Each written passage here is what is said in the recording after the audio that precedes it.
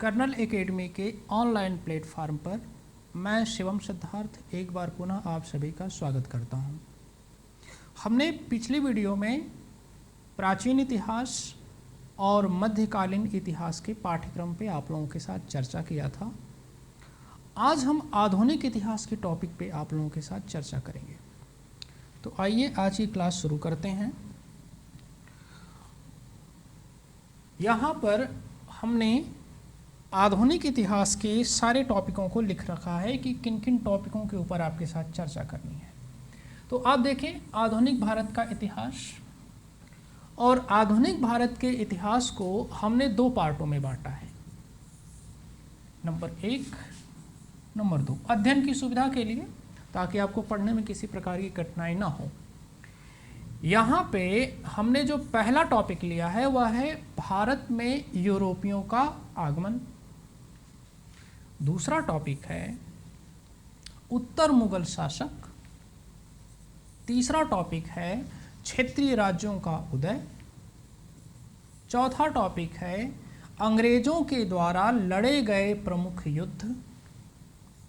पांचवा टॉपिक है अंग्रेजों की भू राजस्व नीतियां। छठा टॉपिक है भारत में शिक्षा एवं पत्र पत्रिकारिताओं का विकास। सातवां टॉपिक है भारत में समाज तथा धर्म सुधार आंदोलन। और आठवां टॉपिक है आपका कुछ महत्वपूर्ण गवर्नर जनरल्स की नीतियां। हम इतने टॉपिक को पहले पार्ट में रखा है। इसके बाद यहाँ पे जो दूसरा पार्ट हम लोगों ने बनाया है, यहाँ पे सबसे पहले जो हम लोग पढ़ेंगे, जो आपका पहला टॉपिक होगा एक तरह से देखा जाए तो यह है 1857 का विद्रोह, या आप इसको 1857 की क्रांति भी कहते हैं। क्रांति और विद्रोह में क्या अंतर होता है, जब हम 1857 के टॉपिक को आपको बताएंगे, पढ़ाएंगे, तो वहाँ पे दोनों चीज़ों के बीच में जो डिफरेंट है, क्रांति और विद्रोह के बीच में क्या डिफरेंट होता है, इस पे आपके साथ चर्चा करेंगे। इसके बाद दूसरे नंबर पे जनजातीय विद्रोह। इसके बाद तीसरे नंबर पे आपका आता है कांग्रेस से पूर्व स्थापित संगठन। इसके बाद चौथे नंबर पे भारतीय राष्ट्रीय कांग्रेस की स्थापना। और पांचवा और सबसे महत्वपूर्ण टॉपिक भारत का राष्ट्रीय आंदोलन। यदि भारत के राष्ट्रीय आंदोलन की बात किया जाए तो इसको 3 भागों में बांटा जाता है। उदारवादी चरण, जो कि आपका चलता है 1885 से लेकर 1905 तक। इसके बाद आपका आता है उग्रवादी चरण, जो कि चलता है 1905 से 1919 तक। और इसके बाद आपका आता है गांधीवादी चरण, और ये जो गांधीवादी चरण है यह आपका चलता है 1919 से लेकर, यहाँ पे थोड़ा सा मिस्टेक है, 1929 से लेकर 1947 तक। इसके बाद हम लोग छठे नंबर पे बात करेंगे आपके साथ भारतीय स्वतंत्रता अधिनियम 1947। और 7वें नंबर पे हम बात करेंगे देशी रियासतों का विलय एवं भारत का एकीकरण। और 8वें नंबर की बात कर लिया जाए तो होता है आज़ादी के बाद भारत। आज़ादी के बाद भारत, समझिए, यानी 8 टॉपिक यहाँ पर भी हैं और 8 टॉपिक यहाँ पर। ये आपका हो गया पूरा आधुनिक भारत का पाठ्यक्रम।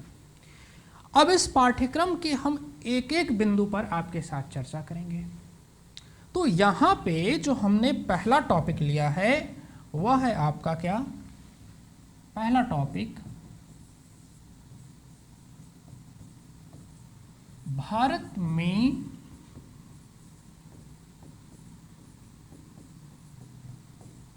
यूरोपियों का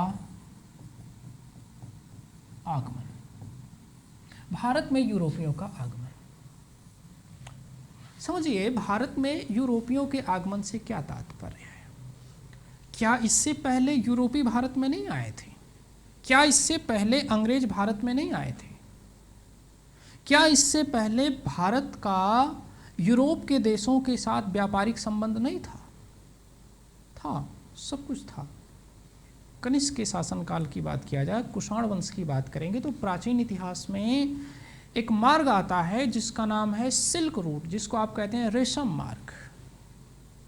तो फिर आखिरकार कहा जाता है कि 1498 ईस्वी में वास्को डी गामा ने भारत की खोज की। तो इसका मतलब क्या इससे पहले भारत नहीं था? 1498 ईस्वी से पहले क्या भारत नहीं था? था। लेकिन होता क्या है कि मध्यकाल में एक घटना है जिसको कहा जाता है, यूरोप से संबंधित घटना है, विशेषकर उसको कहा जाता है पुनर्जागरण काल। पुनर्जागरण काल के आगमन के साथ ही भारत ही नहीं, पूरे विश्व के इतिहास का एक बार पुनः से लेखन शुरू हुआ, जिसमें तिथियों की शुद्धता हो, किसी प्रकार का कोई संदेह न हो। तो इसलिए कहा जाता है कि वास्को डी गामा ने भारत की खोज किया या भारत के संदर्भ में व्यापारिक मार्ग की खोज की। क्यों खोज किया? यहाँ पे सबसे पहला प्रश्न है कि आखिरकार क्या ऐसी आवश्यकता पड़ गई कि उसको भारत के लिए व्यापारिक मार्ग की खोज करनी पड़ी। क्या ऐसा रीजन था कि उसको भारत आने की आवश्यकता महसूस हुई? तो इस बात को समझिएगा, एक विश्व इतिहास की घटना है जिसको कहा जाता है 1453 ईस्वी। 1453 ईस्वी की घटना यह है, आपने नाम सुना होगा कुस्तुनतुनिया। क्या? कुस्तुनतुनिया। 1498 ईस्वी में कुस्तुनतुनिया का पतन हो गया। और जब 1498 ईस्वी में कुस्तुनतुनिया का पतन हुआ तो भारत का यूरोप के साथ जो स्थल मार्ग के द्वारा विशेषकर मसालों का जो व्यापार हो रहा था, वह व्यापार बाधित हो गया। और यह वही समय था जब यूरोप में भारतीय मसालों की जबरदस्त डिमांड थी। विशेषकर मांसों को खाने के संदर्भ में भारतीय मसालों का यदि प्रयोग किया जाता था तो वे बड़े स्वादिष्ट हो जाते थे। तो अब यूरोप वासियों को लगा कि यदि भारत के मसाले हमको नहीं मिलेंगे तो हमारा जीवन बड़ा दुष्कर हो जाएगा। तो भारतीय वस्तुओं को प्राप्त करने के लिए, विशेषकर भारतीय मसालों को प्राप्त करने के लिए अब भारत के साथ नए मार्गों की खोज की जाने लगी, क्योंकि स्थल मार्ग का व्यापार तो अब बाधित हो गया है, क्योंकि कुस्तुनतुनिया पर तुर्कों का जब अधिकार हो गया तो भारत के साथ व्यापार जो था वह क्या हुआ? रुक गया। अब इस दिशा में आप देखेंगे कि यूरोप वासियों ने भारत के साथ व्यापार करने के लिए समुद्री मार्ग की खोज करना चाहते हैं। यहाँ पर आप समझ लीजिए, एक मोटे तौर पर आप मान लीजिए ये आपका यूरोप है, और ये आप मोटे तौर पर आप मान लीजिए ये आपका अफ्रीका है,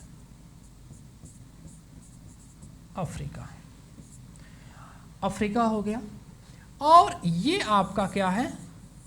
भारत है। अब समझिए, पहले यूरोप का व्यापार इसी तरह से हो रहा था, यहीं बीच में कुस्तुनतुनिया था, लेकिन 1453 ईस्वी में कुस्तुनतुनिया का पतन हो गया। जब कुस्तुनतुनिया का पतन हो गया तो यहाँ पर आप देखेंगे कि स्पेन है, पुर्तगाल हैं, इस तरह के यूरोप के देश हैं, ठीक ना। तो एक पुर्तगाली नाविक है जिसका नाम है क्या? Vasco D gamma. 1498 ईस्वी में अफ्रीका के सबसे दूरस्थ बिंदु, इसको हम कह सकते हैं Cape of Good Hope, cap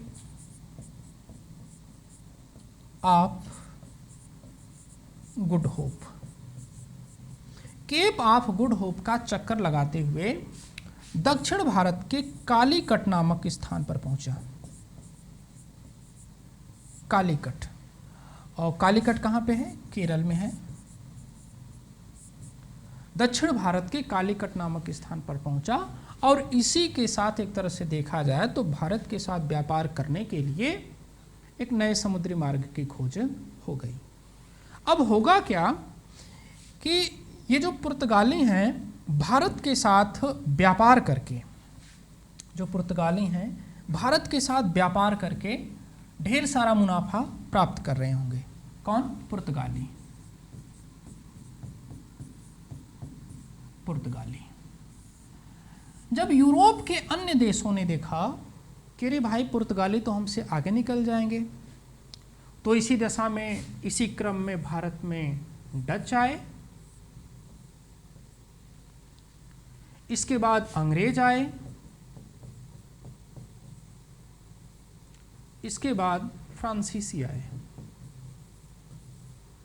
फ्रांसीसी सबसे पहले कौन आते हैं? पुर्तगाली, इसके बाद डच आते हैं, इसके बाद अंग्रेज आते हैं और इसके बाद कौन आते हैं? फ्रांसीसी आते हैं। और एक तरह से देखा जाए जब इन यूरोपीय शक्तियों का जब भारत में आगमन होगा तो भारत एक तरह से यूरोपियों का रंगमंच बन गया। ये सभी लोग किसके लिए आते हैं? अभी बस अपने दिमाग में इतना रखिएगा कि ये लोग भारत में व्यापार करने के लिए आए हैं। तो यहाँ पर ये आते हैं, किस तरह से क्या करते हैं, इन सारे टॉपिकों के ऊपर आपके साथ चर्चा किया जाएगा। इसके बाद हमने आपको दूसरा टॉपिक बताया कि उत्तर मुगल शासक। किसको हमने बताया? उत्तर मुगल शासक। तो उत्तर मुगल शासकों के संदर्भ में हम बात करते हैं उत्तर मुगल शासक। अब उत्तर मुगल शासकों की बात किया जाए तो 1707 में औरंगजेब की तो मृत्यु हो गई, लेकिन ऐसा नहीं था कि औरंगजेब की मृत्यु के साथ ही मुगल वंश का अंत हो गया। औरंगजेब की मृत्यु के बाद जो मुगलों की जो सत्ता थी वह बनी हुई थी, लेकिन इनको क्यों कहा गया उत्तर मुगल शासक? जहां पर हमने आपको बताया था कि जब औरंगजेब का शासनकाल था तो औरंगजेब ने लगभग संपूर्ण उत्तर भारत और दक्षिण भारत के बीजापुर और गोलकुंडा को भी जीत लिया था। कौन? औरंगजेब। लेकिन जब औरंगजेब के जो उत्तराधिकारी आए, औरंगजेब के जब ये उत्तराधिकारी आते हैं तो पूरे भारत पे तो शासन करना दूर, वो दिल्ली के भी एक छोटे से क्षेत्र का सही तरीके से शासन नहीं चला पाते हैं। इसलिए इतिहास में इस घटना को कहा जाता है उत्तर मुगल शासक। यहाँ पर देखेंगे कि कई शासक हुए, जैसे बहादुर शाह होगा, जहांदार शाह होगा, फर्रुख सियर होगा, मोहम्मद शाह होगा, अहमद शाह होगा, बहादुर शाह द्वितीय होंगे और अंतिम जो है वह होगा कौन? बहादुर शाह द्वितीय। और बहादुर शाह द्वितीय जो हैं वो 1857 के विद्रोह में भाग लेंगे। जब बहादुर शाह द्वितीय, जिनको जफर भी कहा जाता है, बहादुर शाह जफर, इन्हीं के दरबार में मिर्ज़ा गालिब रहा करते थे, इनके दरबार के शायर थे। तो जब 1857 में, जब 1857 का विद्रोह होगा तो बहादुर शाह जफर इस गदर में भाग लेंगे। जब इस गदर में भाग लेंगे तो अंग्रेजों ने अब आधिकारिक रूप से मुगलों की सत्ता को समाप्त कर दिया और बहादुर शाह जफर को भारत से रंगून भेज दिया। वहीं पर इनकी क्या हो जाएगी? मृत्यु हो जाएगी। तो यहाँ पे हम उत्तर मुगल शासकों के संदर्भ में देखेंगे, ठीक ना। अब इसके बाद उत्तर मुगल शासकों के बाद हमने आपको जो अगला टॉपिक बताया वह आपको बताया क्या? क्षेत्रीय राज्यों का उदय। अब समझिएगा क्षेत्रीय राज्यों के उदय से क्या तात्पर्य है।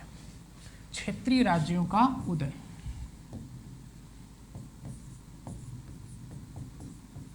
क्षेत्रीय राज्यों का उदय। अब क्षेत्रीय राज्यों के उदय से क्या तात्पर्य? समझिए, हमने बताया कि जब औरंगजेब का शासनकाल था तो औरंगजेब ने संपूर्ण भारत को एक राजनैतिक सूत्र में बांध रखा था। समझिएगा, हर घटना एक दूसरे से लिंक है। जब औरंगजेब की मृत्यु हुई, उत्तर मुगल शासक आते हैं, जब वो कमज़ोर हैं तो जाहिर सी बात है कि पूरे भारत पे शासन नहीं कर पा रहे हैं, दिल्ली के भी शासन को वो सही तरीके से नहीं चला पा रहे हैं। तो इस दशा में जो मुगलों के जो सूबे थे वे अलग अलग क्षेत्रों में स्वतंत्र होने लगे, जिसके फलस्वरूप तमाम क्षेत्रीय राज्यों का उदय होगा। जैसे समझिएगा, यहाँ पर बंगाल स्वतंत्र हो गया, अवध स्वतंत्र हो गया, राजपूताना स्वतंत्र हो गया, बुंदेलखंड स्वतंत्र हो गया, बुंदेलखंड स्वतंत्र हो गया, हैदराबाद स्वतंत्र हो गया, हैदराबाद स्वतंत्र हो गया, मैसूर स्वतंत्र हो गया, मैसूर स्वतंत्र हो गया। इधर की बात किया जाए तो पंजाब स्वतंत्र हो गया, ठीक ना। ये तमाम छोटे छोटे क्षेत्रीय राज्यों का यहाँ पर क्या होगा, उदय होगा, जिसमें से विशेषकर ये आप देख रहे हैं, जैसे हमने बताया क्या, बंगाल हो गया, लिख दे रहा हूं मैं, बंगाल हो गया, अवध हो गया, मालवा हो गया, इसके बाद मराठा हो गया, मराठा हो गया, इसके बाद आपका बुंदेलखंड हो गया, बुंदेलखंड हो गया, हैदराबाद हो गया, हैदराबाद हुआ, आपका मैसूर हो गया,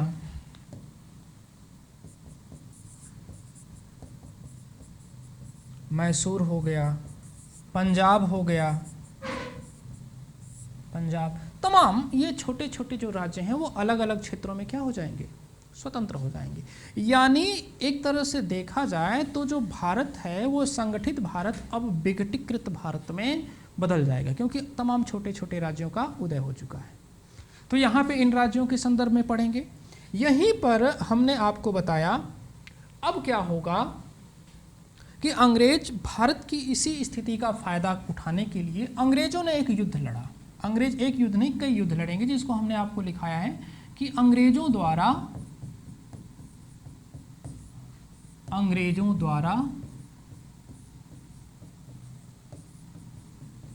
लड़े गए प्रमुख युद्ध। अब समझिएगा भाई, जाहिर सी बात है कि यदि भारत संगठित होता तो उसको हराने में कठिनाई होती, लेकिन जब छोटे छोटे राज्य हैं तो छोटे छोटे राज्यों को हराने में अंग्रेजों को कोई बहुत विशेष कठिनाई का सामना नहीं करना पड़ा। अब होगा क्या कि अंग्रेज तमाम युद्ध लड़ेंगे। जैसे हम बात कर लें आंग्ल मैसूर युद्ध, आंग्ल मैसूर युद्ध, आंग्ल मैसूर युद्ध। इसके बाद मैसूर युद्ध के बाद अंग्रेजों ने बंगाल की तरफ युद्ध अपना रुख किया, और यहाँ पर मुख्य रूप से दो युद्ध लड़ेंगे, प्लासी का युद्ध, प्लासी का युद्ध, बक्सर का युद्ध,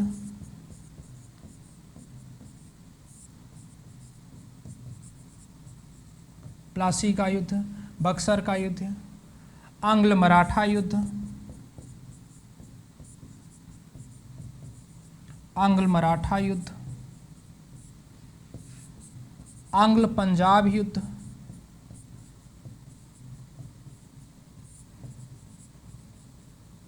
आंग्ल पंजाब युद्ध,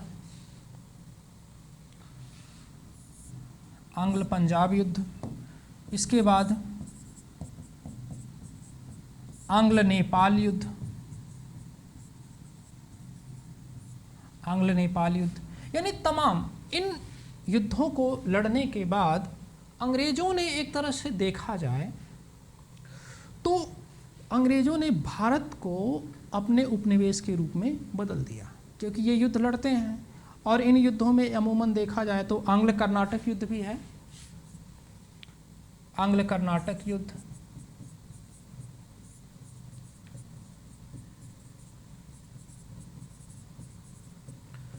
इन युद्धों को जीतने के बाद अंग्रेजों ने भारत को अपने उपनिवेश के रूप में बदल दिया, क्योंकि इन युद्धों को जीतते हैं और इन युद्धों को जीतने के बाद उन क्षेत्रों पर अंग्रेज कब्जा कर लेते हैं। यानी अब एक तरह से देखा जाए तो मुगलों की सत्ता पूरी तरीके से समाप्त हो गई, और जहां पर पहले मुगलों का अधिकार था, अब भारत के लगभग सभी क्षेत्रों पर, सभी महत्वपूर्ण क्षेत्रों पर अंग्रेजों का क्या हो गया, अधिकार हो गया। और अंग्रेजों ने तमाम बहुत से ऐसे क्षेत्रों, छोटे छोटे जो देसी रियासतें थी, उनको बफर जोन के लिए स्वतंत्र छोड़ दिया। उनके मामले में कोई बहुत विशेष इंटरफेयर नहीं करते हैं कुछ शर्तों के अनुसार, लेकिन जितने भी महत्वपूर्ण क्षेत्र थे उन सारे महत्वपूर्ण क्षेत्रों को अंग्रेजों ने जीत लिया। अब इन सभी महत्वपूर्ण क्षेत्रों, युद्धों को जीतने के बाद अंग्रेजों ने भारत को अपने उपनिवेश के रूप में बदल दिया। किसके रूप में बदल दिया? अपने उपनिवेश के रूप में बदल दिया। यानी एक तरह से देखा जाए तो अब भारत पर किसका नियंत्रण हो गया? अंग्रेजों का नियंत्रण हो गया। जब भारत पर अंग्रेजों का नियंत्रण हो गया तो अब अंग्रेजों ने अपने फायदे के लिए अलग अलग क्षेत्रों में अलग अलग प्रकार की भू राजस्व नीतियों को लागू किया, जो कि हमारा अगला टॉपिक होगा, अंग्रेजों की भू राजस्व नीतियां। अंग्रेजों की भू राजस्व नीतियां। अब समझिएगा अंग्रेजों की भू राजस्व नीतियों से क्या तात्पर्य है। जैसे अंग्रेजों ने अलग अलग क्षेत्रों में, ऐसा नहीं था कि हर क्षेत्र में एक ही प्रकार की अंग्रेजों ने भू राजस्व नीतियों को लागू किया था, अलग अलग क्षेत्रों में अलग अलग प्रकार की भू राजस्व नीतियों को लागू करेंगे। जैसे कहीं पर जमींदारी प्रथा, या इसी को कहा जाता है स्थायी बंदोबस्त। स्थायी बंदोबस्त, कहीं पर महालवाड़ी प्रथा और कहीं पर रयतवाड़ी प्रथा।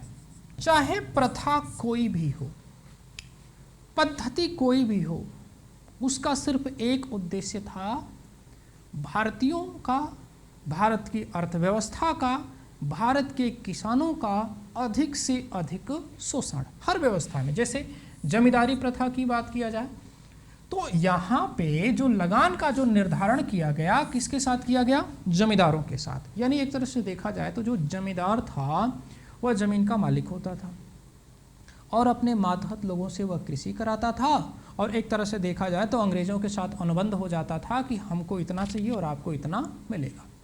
ठीक। अब महालवाड़ी की बात किया जाए तो महाल का मतलब होता है पूरा ग्रामीण समुदाय। पूरा ग्रामीण समुदाय। अब पूरे ग्रामीण समुदाय से क्या तात्पर्य? जैसे मान लीजिए पूरे ग्रामीण समुदाय से तात्पर्य, जैसे पूरे गांव की जो जमीन है, जैसे मान लीजिए कि एक कोई गांव है, उस गांव की 1000 बीघे जमीन है, तो अब अंग्रेज क्या कहेंगे पूरे गांव वालों से कि आप लोग मिलकर हमको इतना लगान के रूप में अनाज चाहिए। अब उस अनाज की अदायगी एक व्यक्ति कर रहा है कि पूरा गांव मिलके कर रहा है। इससे अंग्रेजों को मतलब नहीं था, अंग्रेजों को इस बात से मतलब था कि भाई जो फिक्स है वो हमको चाहिए। तो महालवाड़ी प्रथा। रैयतवाड़ी प्रथा। रैयत का मतलब होता है किसान। रैयत का मतलब होता है किसान, यानी कुछ क्षेत्रों में अंग्रेजों ने किसानों के साथ लगान का निर्धारण किया। तो अब होगा क्या कि जब अंग्रेजों ने भू राजस्व नीतियों को लागू किया तो इससे अंग्रेजों की एक फिक्स रेवेन्यू तय हो गया, एक राजस्व फिक्स हो गया कि हमको अब प्रतिवर्ष इतना मिलेगा। यानी अब एक तरह से देखा जाए तो अंग्रेजों का आर्थिक आधार भारत में अब पूरी तरीके से मजबूत हो गया। उधर अंग्रेजों ने भारत के तमाम क्षेत्रों को भी जीत लिया है और अब अंग्रेजों का यहाँ पे इनकम का एक जरिया भी पूरी तरीके से क्या हो गया, बन गया।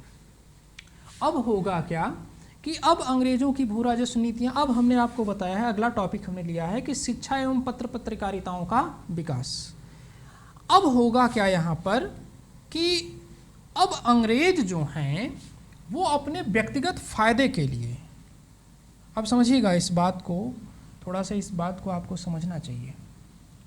हमने क्या बताया, भारत में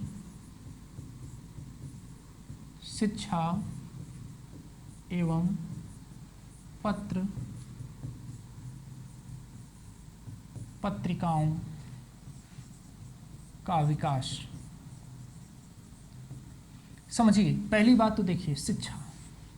अब शिक्षा को लेकर भी एक विवाद आता है जिसको आंग्लवाद और प्राच्यवाद कहा जाता है। कुछ अंग्रेजों का ये मानना होता है कि भारतीयों को परंपरागत भाषाओं में शिक्षित किया जाए, जैसे जो यहाँ की इनकी जो लोकल लैंग्वेज है, और कुछ लोगों का ये मानना होता है कि भारतीयों को भी आधुनिक भाषाओं में शिक्षित किया जाए। मतलब पहले समझिएगा यहाँ पे कि भारतीयों को शिक्षित करने की बात हो रही है। अब आपको ये लग रहा होगा कि अंग्रेजों ने तो बहुत अच्छा कार्य किया, निसंदेह अंग्रेजों ने अच्छा कार्य किया, लेकिन उनकी नीति में खोट है। इस बात को समझिए, वो आपको क्यों शिक्षित करना चाहते हैं? वो व्यक्तिगत फायदे के लिए, अपने व्यक्तिगत फायदे के लिए आपको शिक्षित कर रहे हैं। क्यों? क्योंकि अब उनको प्रशासन में भारतीयों का सहयोग चाहिए, और यदि प्रशासन में भारतीयों का सहयोग यदि उनको प्राप्त करना है तो जाहिर सी बात है कि उनको इस बात की आवश्यकता महसूस हुई कि जब तक ये भारतीय शिक्षित नहीं होंगे, भाई जाहिर सी बात है कि हमको आपसे काम लेना है तो हम आपको बहुत अधिक तो शिक्षित नहीं करेंगे, लेकिन उतना शिक्षित तो अवश्य करें ना जिससे कि हमारा काम हो सके। और इन अंग्रेजों ने इस बात का बखूबी ध्यान दिया, लोगों को उतना ही शिक्षित किया कि जितना कि उनका काम बन सके। तो अपने व्यक्तिगत फायदे के लिए अंग्रेजों ने भारतीयों को धीरे धीरे शिक्षित करना शुरू किया। वो अलग की बात है कि इसका कुछ फायदा हमें भी मिला, आपको भी मिला, हर किसी को मिला। उन्हीं में से कुछ भारतीय ऐसे होंगे जो कि बहुत अधिक पढ़ लिख जाएंगे, और जब बहुत अधिक पढ़ लिख जाएंगे तो वे अंग्रेजों की औपनिवेशिक नीतियों को भली भांति समझ जाएंगे कि अंग्रेज आखिरकार कर क्या रहे हैं। तो इसी समय आपका होगा, आप देखेंगे कि जो अगला टॉपिक है वह होगा भारत में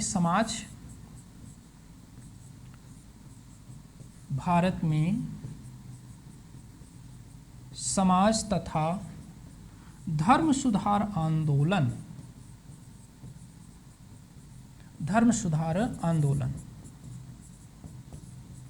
समझिए, यहां पर दो टर्म है, एक तो समाज भी है और एक क्या है, धर्म सुधार आंदोलन भी है। समझिए, अंग्रेजों ने जब भारतीयों को शिक्षित किया, अंग्रेज जब यहाँ पर आते हैं तो अंग्रेजों ने भारतीयों की कुछ कुरीतियों को महसूस किया। जैसे यहाँ पर सती प्रथा होता है, यहाँ पर बाल विवाह होता है, यहाँ पे विधवाओं को विवाह करने की अनुमति नहीं है, ठीक ना। तो इन तमाम चीज़ों को, लेकिन है क्या कि जब अंग्रेज इन सामाजिक कुरीतियों को दूर करने का प्रयास करते हैं तो कुछ लोग, कट्टर विचारधारा के जो लोग हैं, वो ये कहते हैं कि सदियों से ये चीज़ें, जैसे सती प्रथा की ही बात कर लें, तो मैं आपको जब पढ़ाऊंगा तो मैं बताऊंगा कि गुप्तकालीन एक शासक हैं जिसका नाम है भानुगुप्त, और भानुगुप्त के एरण अभिलेख से सती प्रथा का प्रथम साक्ष्य प्राप्त होता है। तो अंग्रेज जब इन मुद्दों को उठाएंगे तो कट्टर भारतीयों के द्वारा विरोध किया जाएगा। यानी अंग्रेजों ने इस बात को महसूस किया कि यदि भारतीयों के समाज में बदलाव करना है तो हमें सबसे पहले सुधार कहाँ पर करना होगा, इनके धर्म में करना होगा। जैसे सती प्रथा की ही बात किया जाए तो सती प्रथा को इन लोगों ने एक तार्किक दृष्टिकोण से, चूंकि राजा राम मोहन राय का भी सती प्रथा के संदर्भ में बहुत बड़ा योगदान है, राजा राम मोहन राय ने सती प्रथा को मुद्दे को उठाया, जिसके बाद बेंटिंग महोदय ने सती प्रथा निषेध अधिनियम क्या किया, पारित किया।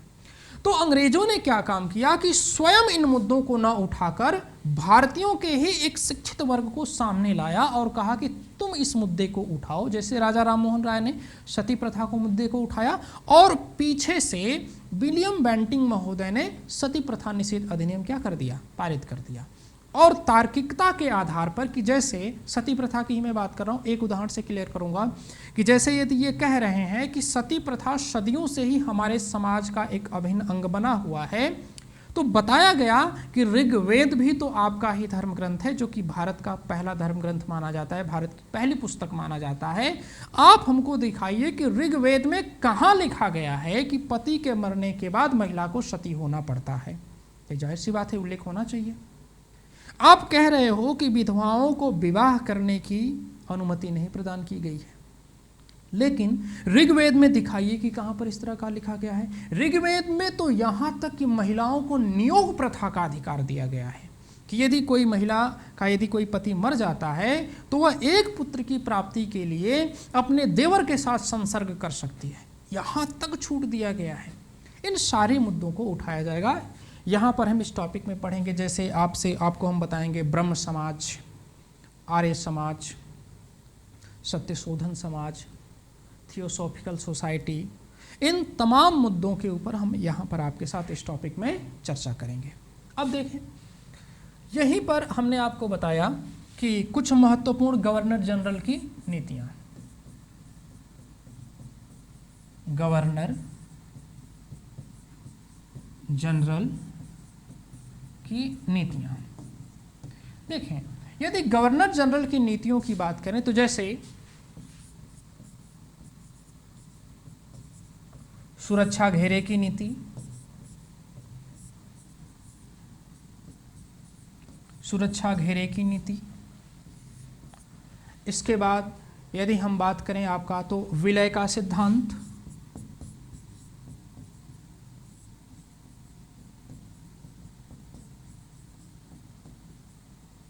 विलय का सिद्धांत,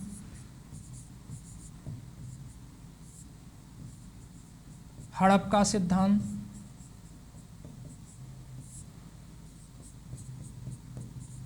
गोद निषेध का सिद्धांत,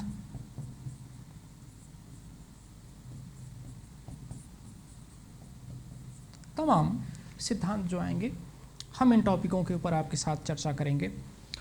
अब देखें, चूंकि आपका जो दूसरा और सबसे महत्वपूर्ण पार्ट है जी, आपका एक तरह से देखा जाए तो ये टॉपिक आपका समाप्त होता है। यहाँ पर ये जो पार्ट है आपका परीक्षा के दृष्टिकोण से बहुत महत्वपूर्ण है। जैसे यहाँ पर हमने आपको बताया कि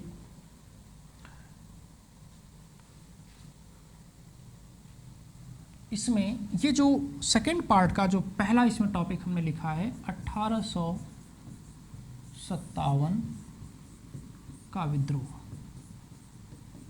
देखिए, 1857 के विद्रोह के तो कई कारण थे, जैसे तात्कालिक कारण, तात्कालिक कारण,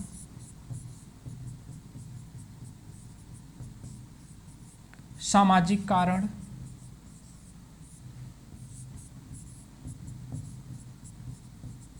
सैन्य कारण,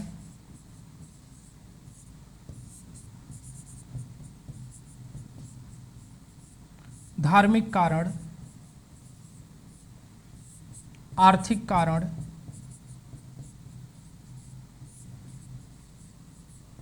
आर्थिक कारण, राजनैतिक कारण, राजनैतिक कारण। ये सारे के सारे कारण जो हैं, जब हम आपके साथ क्लास में परिचर्चा करेंगे तो उस सारे टॉपिकों के ऊपर आपके साथ हम चर्चा करेंगे। यहाँ पे तात्कालिक कारण के संदर्भ में थोड़ा सा बात करेंगे। चूंकि 1856 ईस्वी की एक घटना है कि उस समय भारतीय सेना में एक राइफल शामिल की गई जिसको कहा गया ब्राउस ब्रेंज राइफल। क्या कहा गया? ब्राउस ब्रेंज राइफल। और इस राइफल की जो कारतूस थी, इस राइफल की जो कारतूस थी वह एक प्रकार के खोल के अंदर बंद थी। और इस खोल को निर्मित करने में, चूंकि बिपिन चंद्र ने इसको ग्रीस बोला है, मैं नॉर्मल खोल बताता हूं। खोल, इस खोल को निर्मित करने में गाय और सूअर, समझिएगा, भारतीय सैनिकों के द्वारा कहा गया कि इस खोल को निर्मित करने में गाय और सूअर की चर्बी का प्रयोग किया गया था। जैसा कि आप जानते हैं कि जो गाय है वह हिंदुओं के लिए माता के समान है और जो सूअर है मुसलमानों के लिए हराम है। लेकिन अब इस कारतूस की खोल को दांत से काटना पड़ता था। अब जाहिर सी बात है कि जब व्यक्ति दांत से काटेगा तो आपने अनजाने में हिंदुओं को गाय की मांस खिला दिया और मुसलमानों को सूअर की मांस खिला दिया। अब दोनों का धर्म भ्रष्ट हुआ कि नहीं हुआ? जब दोनों का धर्म भ्रष्ट हुआ तो इस विद्रोह का क्या हुआ? जन्म हुआ। अब आप देखेंगे कि ये पहला ऐसा विद्रोह है, यानी इस विद्रोह में भारतीयों के द्वारा प्रथम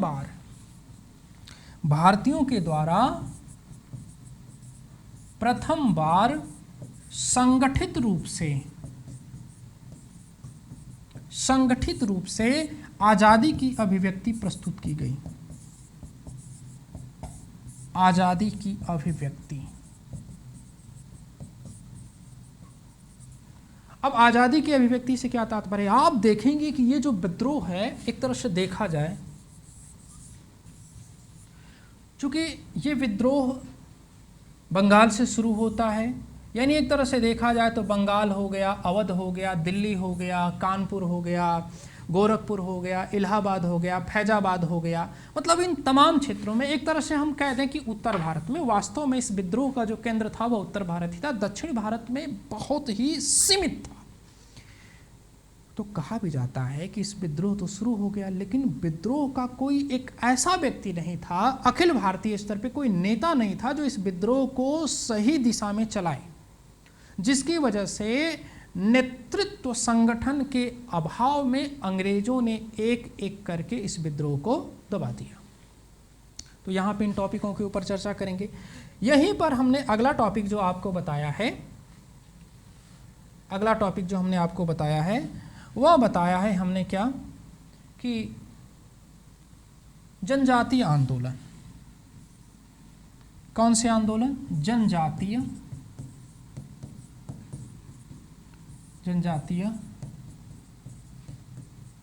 आंदोलन।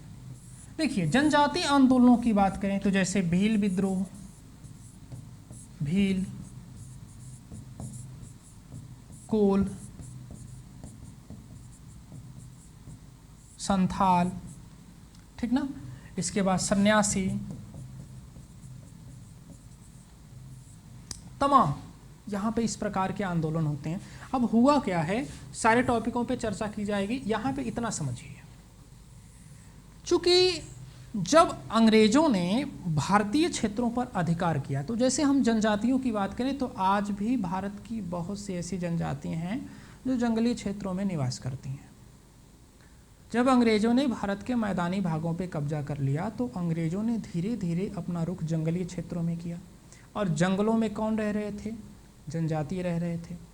यानी अंग्रेजों का अब जनजातियों के साथ एक प्रकार से संघर्ष होगा, क्योंकि जनजातीय लोगों का सदैव से ही जंगल के संसाधनों पर कब्जा था और जंगल के संसाधनों पर अब अंग्रेज कब्जा करना चाहते हैं।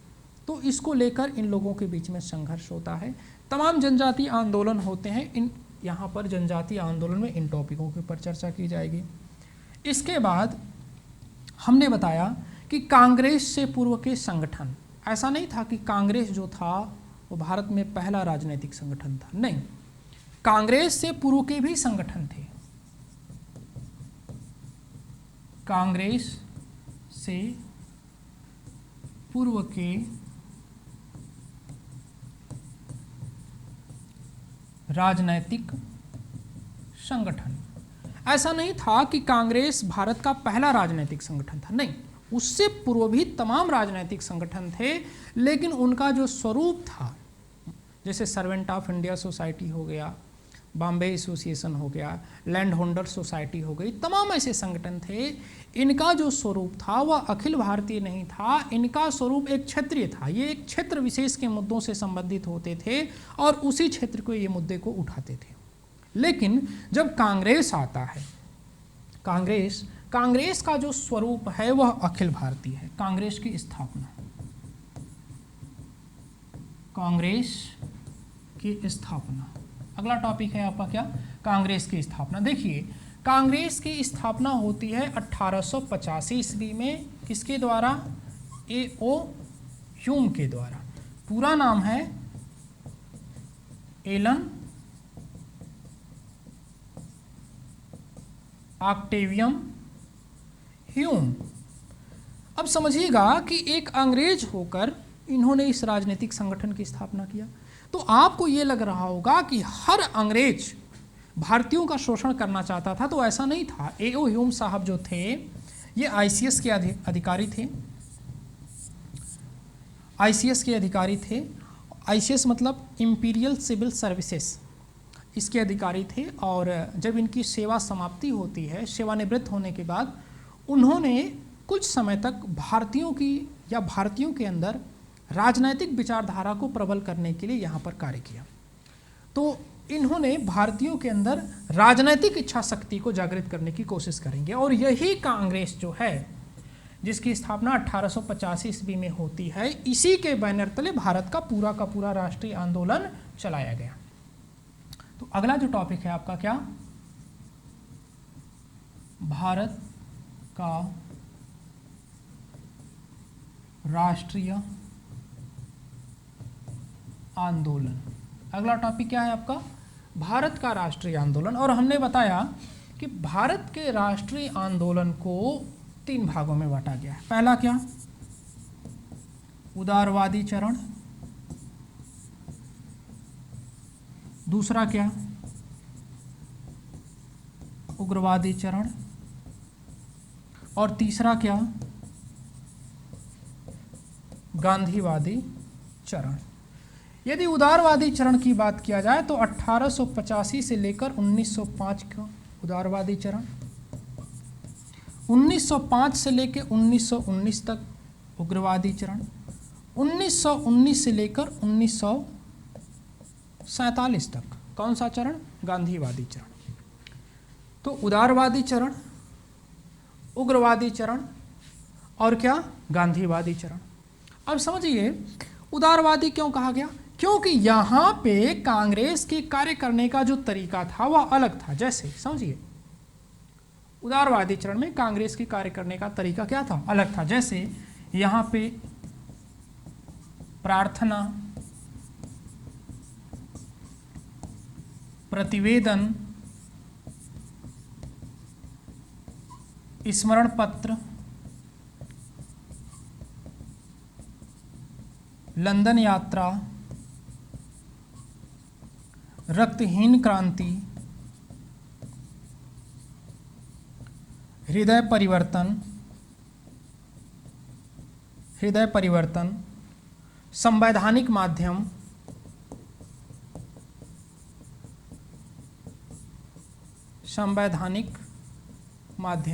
इन तमाम चीज़ों के माध्यम से भारत में स्वतंत्रता प्राप्त करने का प्रयास किया जा रहा था।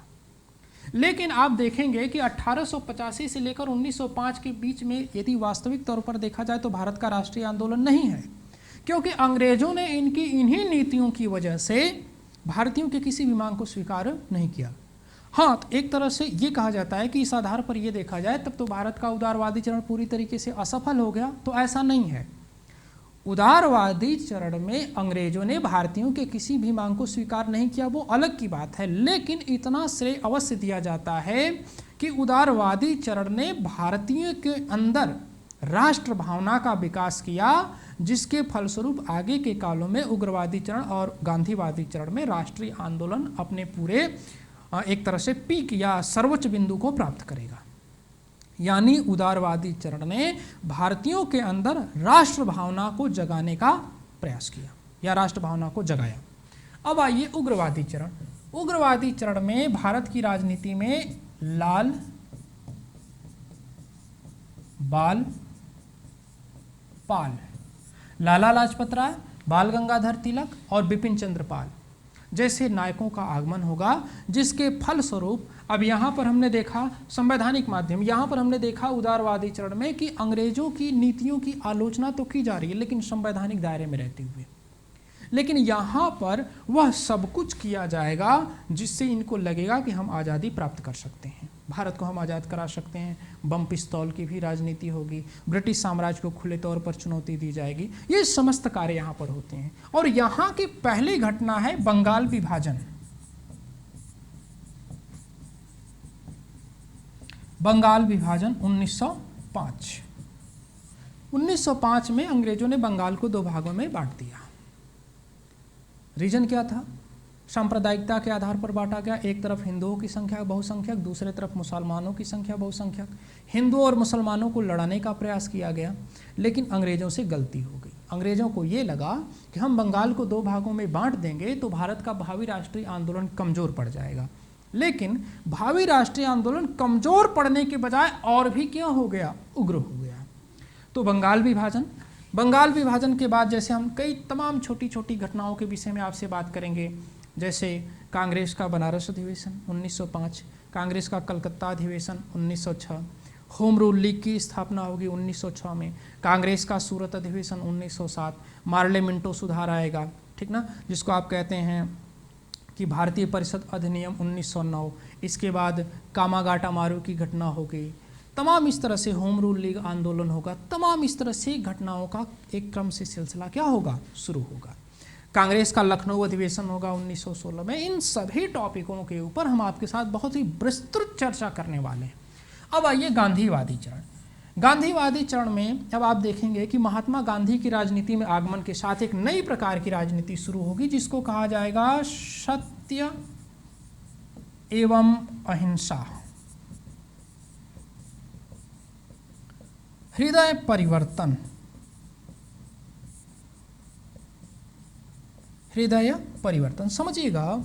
सत्य एवं अहिंसा यानी महात्मा गांधी कहते हैं कि व्यक्ति को हमेशा सत्य का साथ देना चाहिए और व्यक्ति को हिंसा नहीं करनी चाहिए।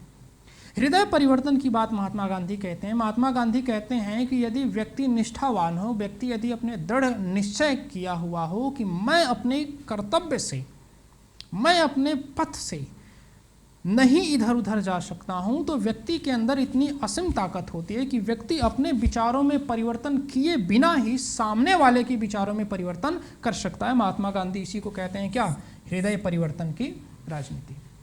अब होगा क्या कि जब महात्मा गांधी का भारत की राजनीति में आगमन होगा तो ऐसा नहीं था कि महात्मा गांधी आते ही आते अखिल भारतीय मुद्दों को उठाएंगे।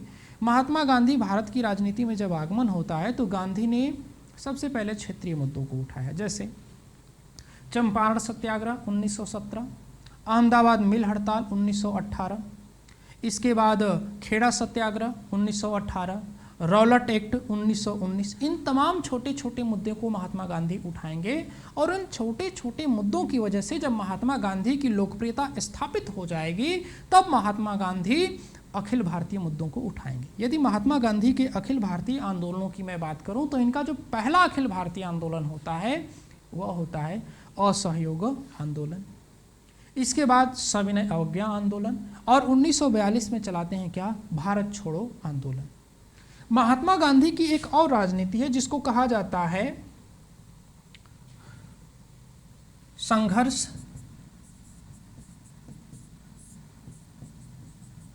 समझौता संघर्ष की राजनीति। महात्मा गांधी का यह मानना था कि व्यक्ति को संघर्ष करना चाहिए और जब संघर्ष एकदम पीक पे हो तो कुछ कुछ चीज़ें प्राप्त कर लेनी चाहिए और कुछ चीज़ें को प्राप्त करने के बाद व्यक्ति को समझौता कर लेना चाहिए। फिर कुछ समय तक शांत रहना चाहिए, आर्थिक आधार मजबूत करने चाहिए, फिर आंदोलन चलाना चाहिए और फिर कुछ कुछ चीज़ें प्राप्त करने के बाद आंदोलन को स्थगित कर देना चाहिए। अब देखेंगे कि जब महात्मा गांधी असहयोग आंदोलन चलाते हैं, असहयोग आंदोलन 5 फरवरी 1922 को चौरी चौरा की घटना हो जाती है। इसके बाद गांधी ने आंदोलन को क्या कर दिया, स्थगित कर दिया। जब गांधी आंदोलन को स्थगित कर देंगे तो इसी समय भारत की राजनीति में दो नई विचारधाराओं का जन्म होगा।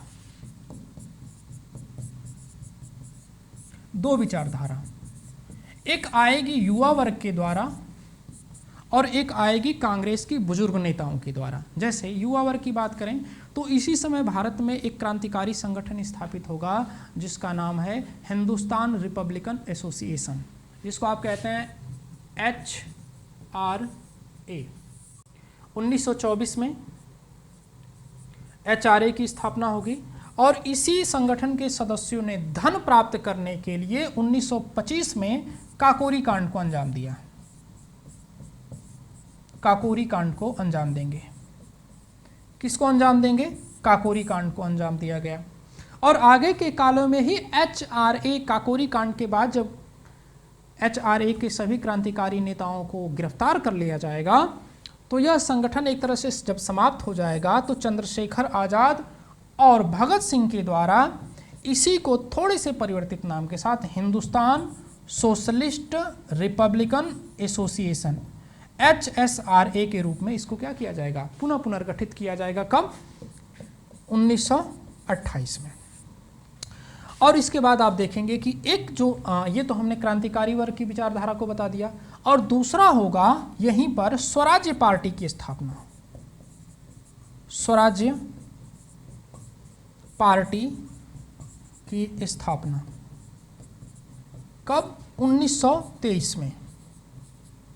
कहाँ पर? आपके इलाहाबाद में, जो कि अब प्रयागराज के नाम से जाना जा रहा है। इलाहाबाद में मोतीलाल नेहरू और CR दास के द्वारा। अब समझिए, ये सारी की सारी घटनाएं एक साथ होंगी। इसी समय आप देखेंगे कि साइमन कमीशन का आगमन होगा। साइमन कमीशन, देखिएगा, साइमन कमीशन का जो गठन होगा यह 27 में होगा। मतलब कब? 1927। भारत आगमन कब होगा? 1928 में होगा। अब समझिएगा, जब भारत आगमन होगा तो साइमन कमीशन का लाहौर में विरोध कर रहे होंगे कौन? लाला लाजपत राय। लाला लाजपत राय और पुलिस अधिकारी सॉन्डर्स, पुलिस अधिकारी सॉन्डर्स की लाठियों से घायल हो जाने की वजह से लाला लाजपत राय की मृत्यु हो गई। जब लाला लाजपत राय की मृत्यु हो जाएगी तो जो भगत सिंह हैं वो राजगुरु के सहयोग से और सुखदेव के सहयोग से, चंद्रशेखर आजाद के प्रयासों से सॉन्डर्स को क्या कर देंगे? गोली मार देंगे। इसी समय भगत सिंह ने बटुकेश्वर दत्त के सहयोग से केंद्रीय विधानसभा के खाली बेंचों पर बम फेंका। ये सारी की सारी घटनाएं 1928 और 1929 के इर्द गिर्द घटित हो रही हैं। इसी समय होगा आपका कांग्रेस का ऐतिहासिक लाहौर अधिवेशन। कांग्रेस का ऐतिहासिक लाहौर अधिवेशन। अब देखेंगे कि ये जो कांग्रेस का ऐतिहासिक लाहौर अधिवेशन है यह हो रहा है कब? 1929 में। लाहौर में किस नदी के किनारे? रावी नदी के किनारे। और अध्यक्षता किसने किया है? जवाहरलाल नेहरू ने। JLN, जवाहरलाल नेहरू ने इसकी अध्यक्षता किया है। और यहीं पर देखेंगे कि पूर्ण स्वराज की मांग की गई। पूर्ण स्वराज ये कई मायनों में इंपॉर्टेंट है।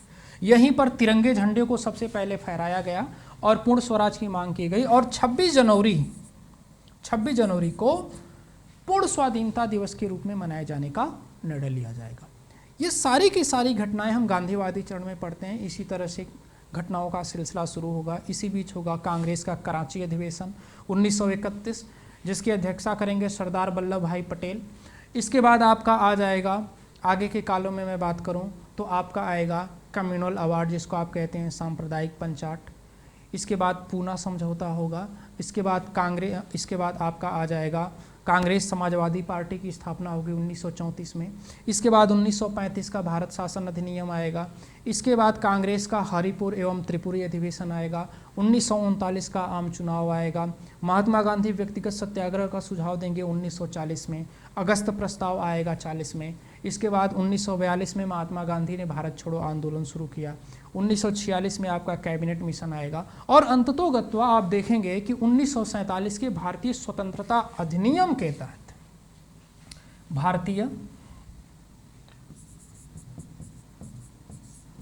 भारतीय स्वतंत्रता अधिनियम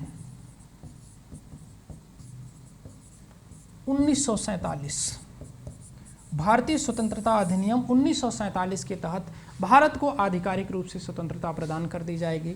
आप देखेंगे कि 14 अगस्त 1947 को पाकिस्तान और 15 अगस्त